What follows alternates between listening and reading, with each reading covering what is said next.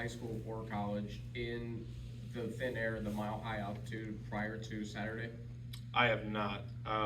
Obviously, being from Texas, you don't have that kind of altitude. But I've been to Colorado obviously a few times. Haven't played a game in it, so this will be a first for me. But just excited for the experience to get down there, and obviously it's a beautiful campus and beautiful stadium and environment. So I'm just excited to get down there and experience it.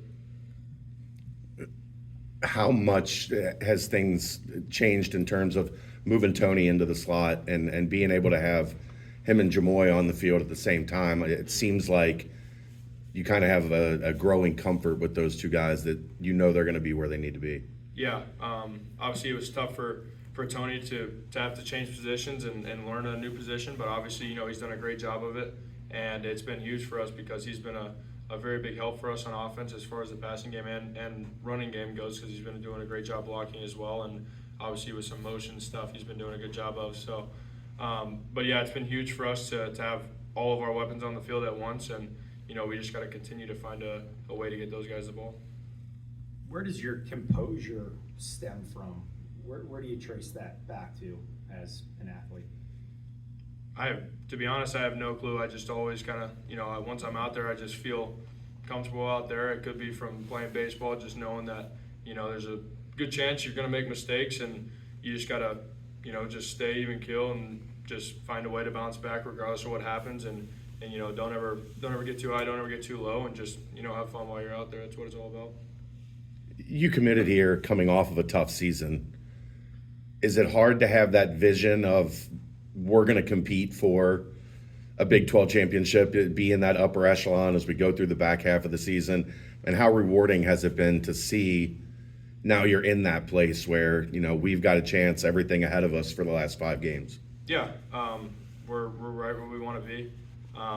Obviously, a couple of different plays here and there, and we could be undefeated. So we just got to keep that same hunger and mentality throughout the rest of the year, knowing that if we win out, we control our own destiny. And like you said, obviously going into the off season, that it wasn't the season that everybody had hoped for last year, but just the vision that they have for this place and this program, I believed in it, and obviously a bunch of the other players have bought in as well. Everybody that we have in the program, so we all feel good about where we are, but we're not satisfied, and we want to continue to win. But I think it just speaks of our character on this team, and we're willing to do whatever it takes to find a way to win. How much do you credit that stuff to the leadership group that was in place? There's been a lot of talk about Kandra and Corleone and Kiner and those guys kind of setting the tone in the offseason. Yeah, having those older guys back that have been here for a few years or a couple years, or even, just with being Kandra's first year, for example, just, obviously knowing what this program can be, and just kind of working that into the entire team's mentality, and, just explaining to the importance of, this is a successful program, and we got to get it back to where it needs to be.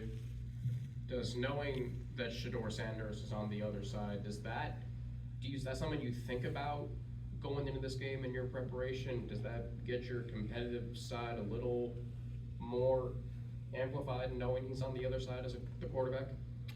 Yeah, obviously, he's a great player, and one of the best quarterbacks, if not the best quarterback in the country. So obviously, their offense is talented, but like I said earlier, we gotta score points, and obviously, you got to expect that they're going to score points. They're one of the most explosive offenses in the country, but I'm very confident in our defense as well. So we just got to help our defense out and, try to keep the momentum on our side, and just continue to put points on the board and string together some long drives, and just see where we are at the end of the game. You had a left guard in Evan Tengestal that hasn't played a whole lot of high major football, that gets tossed in there in a pretty big game against Arizona State. How well did he do, and how much does that show the confidence that you guys have in Coach Cardwell on that offensive line, that you're able to throw somebody like that in there and he performs? Yeah, that was great to see. Obviously, being a young guy who hadn't had any true game experience, big game experience, and he stepped up in a big way and was very, very helpful for us, and did a great job up front when he was in. So just knowing that we have that, just in him and a couple other guys as well, just knowing that we could swap some guys in and out, and they can do the job, and just find a way to keep the offense going. But all the credit goes to him. He did a great job. Sat said he knew within 10 yards that Evan Pryor was in the clear and gone for a touchdown. How quick did you know that that was 6? I can't remember exactly, but I threw the hand up pretty early. Once I saw him make that cut and I turned my head around, I was like, it's going to be tough to catch him. He's pretty dang quick. So, it was a great run by him. Great job blocking it up by all the O-line and everybody there, but especially Jamoy down the field and, keeping that guy out of it. But it was a great run by Evan. Any other questions? Thanks, Brendan. Thanks, Thank you. Brendan. Hey, Brennan.